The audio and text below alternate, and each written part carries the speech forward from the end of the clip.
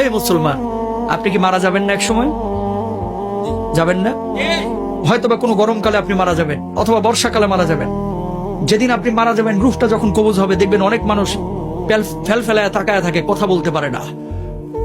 আপনি মনে করেন যে তার এখন পিপাসা লাগছে, কারণ রূহ কবজ শুরু হয়ে গেছে ভিতরে।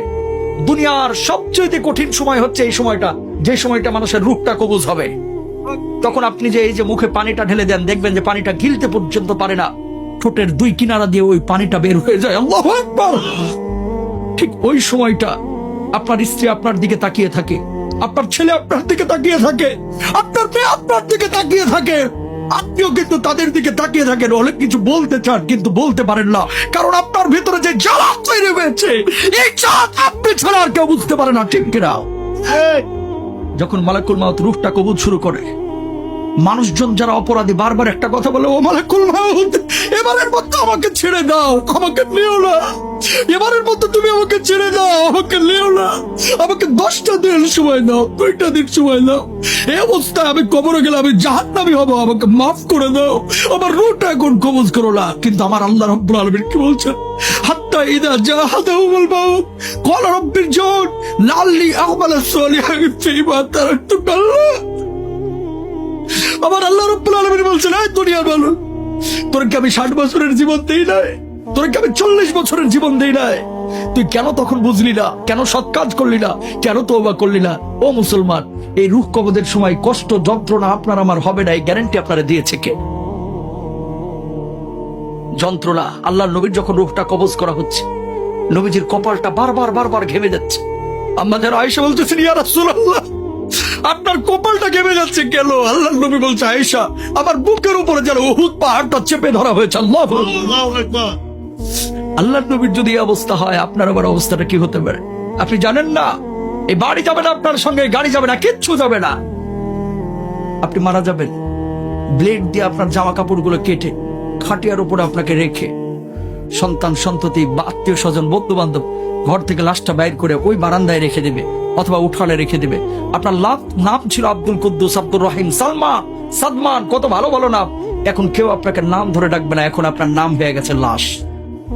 আপনার নাম কি? ওই মুয়াজ্জিন সাহেব মায়ের কাছে ঘোষণা দিবে, সেদিন আপনার নামের শুরুতে একটা ডিগ্রি লেগে যাবে, ডিগ্রি। সেদিন আপনাকে আর বলবেন আব্দুস সালাম সাহেব দুনিয়া থেকে বিদায় নিয়েছে, বরং বলবে মরহুম আব্দুস সামাদ আজকে দুনিয়া থেকে বিদায় নিয়েছে। ও মুসলমান, খাটিয়া যখন নিয়ে যাবে, সন্তানগুলোকে বলবে, ও সন্তান, তোর জন্য কি আমি বাড়ি করেছি না? তোর জন্য কি আমি 30 বছর 60 বছর কষ্ট করেছি না? ও প্রাণের সন্তান, খবরদার আমারে কবরে একা রাখিস না, একা রাখিস না, একা রাখিস না। ওই সন্তানগুলো কবরের মধ্যে নামবে, বাবাকে যখন শুইয়ে দিবে, সন্তানগুলো একজন করে যখন উঠে যাবে, বাবা বলবে, ও সন্তান, তোর জন্য আমার জীবনের 30টা বছর শেষ করে দিয়েছি, ও সন্তান প্লিজ আমার একা রেখে যাস না, আমি থাকতে পারবো না, আমি থাকতে পারবো না। একজন করে উঠে যাবে। বাঁশগুলো যখন কবরের উপরে দেওয়া হবে, আপনি আকাশের দিকে তাকিয়ে থাকবেন কিন্তু কথা বলতে পারবেন না। বুক ফাটা আর্তনাদ, কলিজা ফাটা কান্না। সেদিন আপনি কাঁদবেন কিন্তু কেউ শুনবে না। সন্তান একজন করে উঠে যাবে। বাঁশগুলো যখন একটার পর একটা দেওয়া হবে, একটু আলো কবরের মধ্যে ঢুকবে, আপনি চিৎকার করবেন, ও সন্তান প্লিজ আমাকে রেখে যাস না, আমি অন্ধকার বড় ভয় পাই, আমি অন্ধকার বড় ভয় পাই রে, এইভাবে আমাকে রাখিস না। কিন্তু সন্তান শুনবে না, উঠে যাবে। এই যে বাঁশগুলো যখন পুরোটাই দিয়ে দিল, একটু আলো ঢুকতেছিল, এখন আলোটাও নাই। বাঁশের উপরে চাটাই দেওয়া হলো, এখন ঘুটঘুটে অন্ধকার। পাশ দিয়ে যদি একটা সাপও হেঁটে যায়, আপনি টের পাবেন না, এমন অন্ধকার। মানুষ যখন মাটিগুলো দিবে, ধিকধাপ আওয়াজ হবে, মাটি দেওয়া হয়ে যাবে, মানুষ চলে যাবে। যখন দেখবে যে সন্তান একা থুয়ে, আপনার ভাই একা থুয়ে, আপনার বাবা একা থুয়ে, আপনার অন্য আত্মীয়রা একা থুয়ে আপনাকে থুয়ে কবরে চলে যাচ্ছে, পায়ের আওয়াজ আপনি শুনতে পাবেন। সেই সময়ের বুক ফাটা আর্তনাদ, কলিজা ফাটা কান্না যদি দুনিয়ার কোনো মানুষ শুনতে পাইতো, সঙ্গে সঙ্গে দুনিয়া থেকে বিদায় নিত। আল্লাহু আকবার। মানুষ দুনিয়া ধরতো না, তাহলে পাগল হয়ে যাইতো। হাজার ওয়াজ দরকার নাই মুসলমান, এরকম দুই একটা জিনিস একটু মেনে নেন, জীবন পরিবর্তন হয়ে যাবে, ঠিক কিনা?